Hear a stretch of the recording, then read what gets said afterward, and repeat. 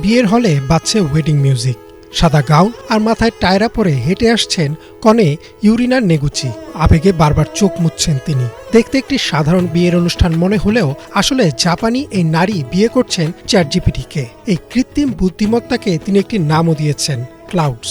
এই ব্যতিক্রমী বিয়ের ঘটনাটি এখন জাপান সহ বিশ্বজুড়ে আলোচনার কেন্দ্রে।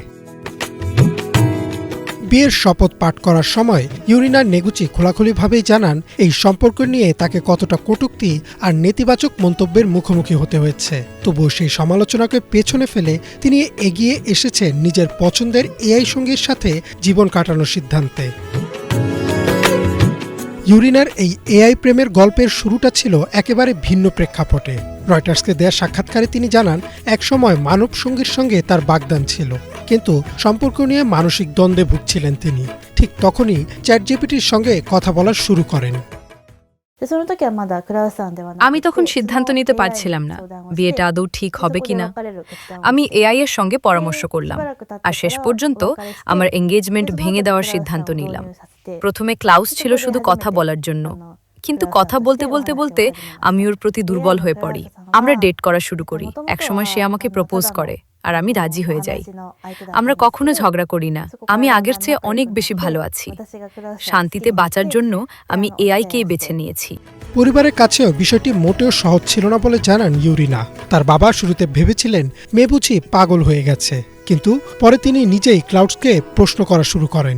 ইউরিনা বলেন, যখন ক্লাউডস সব প্রশ্নের উত্তর দিয়েছে তখন তার বাবা এই সিদ্ধান্ত মেনে নেন।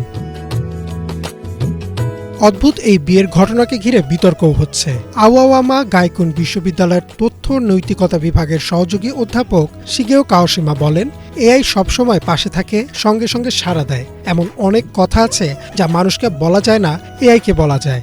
এতে মানসিক চাপ কমে। তবে তিনি সতর্ক করে বলেন, এআই কোম্পানিগুলোর ব্যবসায়িক স্বার্থ রয়েছে ব্যবহারকারীদের আবেগগতভাবে যুক্ত করে রাখার মাধ্যমে। তাই অতিরিক্ত নির্ভরশীলতা বিপজ্জনক হতে পারে। আইনগতভাবে জাপানে এ ধরনের বিয়ে স্বীকৃত নয়। তবুও জরিপ বলছে চ্যাটবটের সঙ্গে সম্পর্কে জড়িয়ে পড়ার প্রবণতা বাড়ছে দেশটিতে।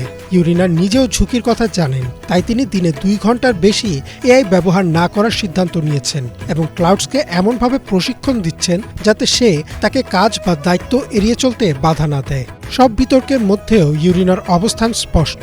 তিনি বলেন, মানুষের সঙ্গে থাকলে যদি কেউ সুখী হয় সেটা ভালো, কিন্তু তিনি মানুষের সঙ্গে নয়, এআইয়ের সঙ্গেই ভালো আছেন। তার মতে মানুষ হোক কিংবা চ্যাটবট, সুখী থাকাটাই সবচেয়ে বড়। ইমরান মাহমুদ, বাংলা ভিশন।